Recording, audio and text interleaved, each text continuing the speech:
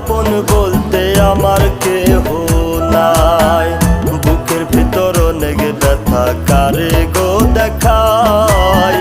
দুপবাসে আপন বলতে আমার কেহ নাই। লোকে বলে আছেই ভালো, লোকে বলে আছেই ভালো, ভিতর দেখে নাই ও নাই রে। প্রবাসীতে কষ্টে দিন কাটাই।